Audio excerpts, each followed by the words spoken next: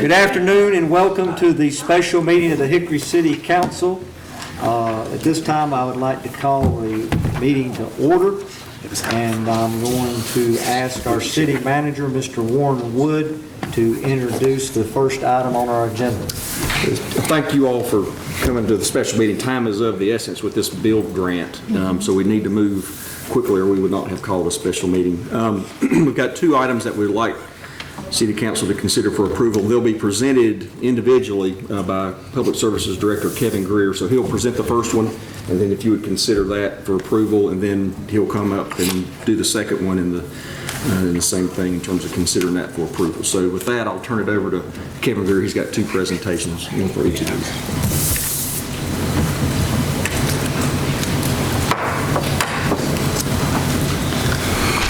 Yes, members of council, Mr. Wood, Attorney Crum, good afternoon versus good evening, right?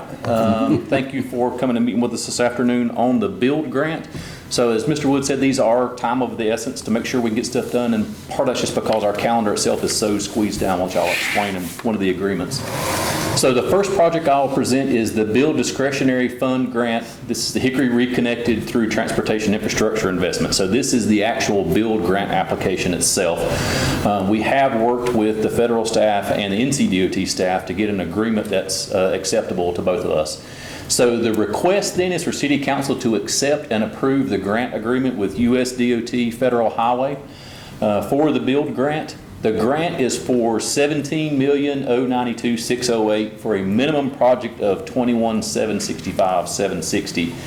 The little nuance to that is the city has to invest the $4,673,152. So that's a commitment we're making as a minimum investment in this project.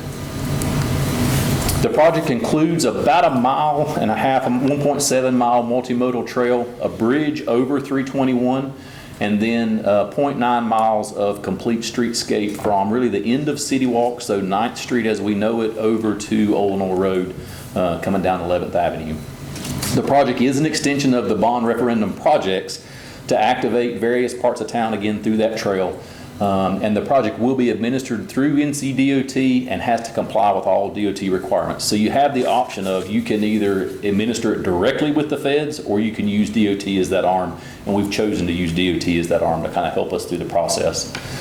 One of the things with the grant itself is it does establish a couple things that are very specific. There's a specific calendar of milestones that we have to meet, so it tells us when we can do certain things and not. There is a specific reporting requirement, so we actually measure two different spots on the project itself, kind of activity now and then activity after we complete within a certain time frame. We have to report those.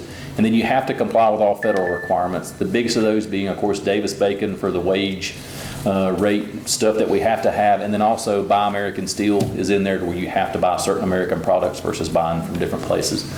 And then again, of course, the one I wanted to hit was the city is agreeing to spend that $4,673,152 towards the project, and the max spend from the federal government is the $17,092,000. Wanted to show you just as a reminder where the build grant was. So this is about where on the bottom right-hand side of the screen, that's 9th Street. So this is that first section, really, that's the streetscape that comes down to Old Knoll Road. So that's the first piece. And then the second one is really what we know is kind of the project itself, which picks up at the railroad tracks, comes across a lot that's really behind Lowe's, the old Lowe's Food, where the storage facility is going now. There'll be a decorative bridge that crosses 321 and lands in next to the Kawasaki dealership. There's an unopened road right away that's there. It lands there and kind of winds around by Resurrection Church, the old barbecue barn per se, if you know it that way, Pepsi, the Crawdad Stadium, and actually comes up to the airport. So it connects the airport down to really 321 and the Old Knoll Road Streetscape project. That's just another shot that shows you a little less. The aerial gets kind of busy sometimes. So then finally, staff does recommend that City Council accept the agreement from the US DOT Federal Highway for the 2018 build grant. It does include, again, a maximum spend of $17,092,000 from the federal government and a minimum spend of $4,673,000 from the city of Hickory for that project. So it's not exactly 80-20, but it's kind of close wherever the numbers shake out. And with that, I'll be glad to answer any questions. With the anticipation of the Highway 321 construction, and it looks like this would be built prior to that, is that correct? Construction on ours will happen before construction starts on 321. There's right-of-way purchasing that they'll be doing on 321, so there will be some parts that are in concert, but actual construction will be before 321 starts construction. Yes, sir. Okay. And so we would work, obviously, in conjunction with DOT, because that's going to be a much wider 321 than how it exists today, so this would work with that and how that project's going to be in the future. Correct. That's the other really good part about having actually DOT administer the program for us is we know our projects are working in concert now. Okay. And I know we have heard that it's the US DOT that wants us to really move forward quickly, correct? Correct. So what is the start date and estimated complete date? So the start date for design depends on the next presentation, and then so then actual start date of construction is June 1st of 2021 is when we're estimating start of construction. Okay. And then it's a 2-year build. So you're at 20. We have to have the money by 2024. The money has to be spent. Any other questions from council? All right, thank you, sir. All right, I'll ask if there's any discussion or someone wants to make a motion to approve. You make a motion to approve? Second. All right, we have a motion and a second. All those in favor, please say aye. Aye. Any opposed, like sign? All right, that passes. So Once again. the next presentation by Kevin will be related to the engineering design services for this project. Mayor Guest, members of council, Mr. Wood, Attorney Crum, good afternoon again. So this presentation is the second portion of the project, and what we're trying to do really is just not lose some time between approval of the grant agreement and the actual design services. And the reason for that is our calendar is really shrunk down. When we got the agreement from the feds, it took us almost 8 months to actually from notice to get the agreement. The agreement we really worked through and abbreviated, so we tried not to lose much time there. And then they actually cut a year off of our construction schedule on the backside. So we're really trying to pinch this in. So for this, TGS engineers, we advertised for engineering services for a letter of interest as required by DOT, so we're following those steps. And we did receive 10 responses, I believe it was, for this package. We did work with TGS engineers as the most responsible and the most qualified set of engineers for the project itself. So this request actually is for council approval and acceptance of an agreement for professional services with TGS for the design of the project. The value of the contract itself is a lump sum contract for $1,926,716. 34, the 34 is kind of funny. I see Mr. Lowe already looking at that. The 34 is kind of funny, but that's where DOT's calculations come in specifically. So this is, again, following DOT compliance.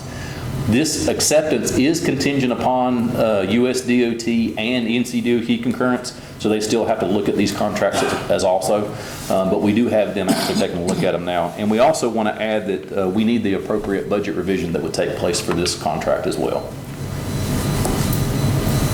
So we've talked about the project itself. So it is, as we described, a 1.7-mile multimodal trail. They'll be designing on all the aspects of that. The bridge over US 321, they'll be designing the structural piece of that. And of course everything about the bridge. And then the 0.9-mile complete streetscape for that section from 9th over to Illinois Road. So this is complete design of that project.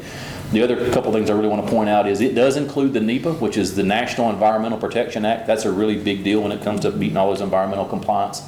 And the NCDOT encroachment documents, which of course is the US 321 component, making sure that everything's working in concert. And then also the engineer will answer questions on the backside as we go into construction. This engineer cannot be the engineer that actually does the construction piece, but they will be in this contract available to actually answer questions when things come up. And then right-of-way acquisition will be approved later. The reason we're doing it later is we don't exactly know how much right-of-way we need, so DOT was okay with us waiting until later on in the project when we got a better understanding about the 60% plan mark to really understand what that impact will be to the budget itself. So here's some of the nuances. The environmental documents by April 1st of 2020, so this is kind of the project schedule. So these are the calendar timelines I was talking about in the federal agreement. 25% plans by December 31st, 2019. So of course that's 2 months really is what we're saying we have to have that by. Hydraulic design by January 31st. Utility relocations by March the 15th of 2020. Right-of-way plans by April the 1st of 2020, then acquisition, utility relocations, down to construction authorization. This is the critical one for us, by September 1st of 2020. The important part about that is the transportation bill on the Fed side, it ends in 2020, so this is kind of the year that it's on before they adopt a new one. So that's the real important date, is September 1st, 2020. We let, which means we receive bids March of 21, and then we'll actually start construction June of 21. Again, the route that we had before. TGS, of course, being the engineering firm, they've done a lot of these kinds of projects with DOT, so DOT is very comfortable with TGS doing this work, which is another, well, again, was another one of the things that we really liked. And they do have planners and the environmental folks in-house, as well as working with a contract engineer also to kind of double check each other. So staff does recommend council approval and acceptance of the agreement for professional services with TGS in the amount of $1,926,716.34, contingent upon US DOT, Federal Highway, and NCDOT concurrence, and then also the appropriate budget revision that will be necessary for this contract. And with that, I'll be glad to answer any questions. I got a question. Yes, sir. Was the design engineer put out to bid? Was this a bid situation? So with engineering services, you can't bid those, but we do send, it's called a letter of interest or a request for qualifications. Okay. We got 10 of those back, and there was a committee that actually got together and reviewed all of those and selected TGS as the engineer that was the most qualified and responsive to the letters of interest. On that number, $1,926,716.34. Yes. Is that a firm number that the design engineers will get paid according to that number? So that's a lump sum number, but DOT actually has, they call it a kitchen sink. It's a spreadsheet that you use, and it has all the multipliers in it. So the reason you have the 716.34, the 34 cents, is because that's the way DOT's spreadsheet actually works out. So that fee is compiled using DOT's engineering spreadsheet. Are we paying for that, or is that, who's paying for that? It's a shared expense, so it's not exactly 80-20. It kind of depends on what the project ends up costing, but we'll have a portion of that, and DOT pays a portion of that. Okay. So what we pay will be part of our $4 million. Correct. So how will we know what the budget revision should be? So the budget revision should be the $1,926,716.34. That would be what that budget revision will be to set up the initial project. That's a We didn't ceiling have the number? design number. Yeah, that's the lump sum number. That won't change. Correct. Now, the thing that may change, of course, is the right-of-way acquisition on the backside. So that we won't really know what that number is until we get to 60% design. I got you. So that'll be a piece that we'll have to come back, Mr. Lael, and do another revision to actually be able to account for that piece. So this will be set up as a capital project? Correct. Rodney and I were just talking about the proper way to do it. So it'll either be a grant project ordinance or part of the bond program. We'll just have to decide which is most appropriate. But we'll bring that amendment to you, or that project ordinance to you. Any other questions from council? And just for Mr. Zagaroli, so Kevin mentioned we do a request for qualifications versus a request for proposals. So we try to find the best suited and best qualified firm, and then we talk about, once we do that, then we work on the price, and if we can't come to an agreeable price, we go to the next most qualified. Okay. So that's the way that process works. All right. It is a competitive process from that standpoint. It's called the Minnie Brooks Act. There's an actual law that says you have to do engineering architect services this way. You can't just say, give me a price, as a public entity. Okay. All right. Should I write that down? No, sir. Remember that? Law passed by the engineer and architect lobby. Oh, I'm sure.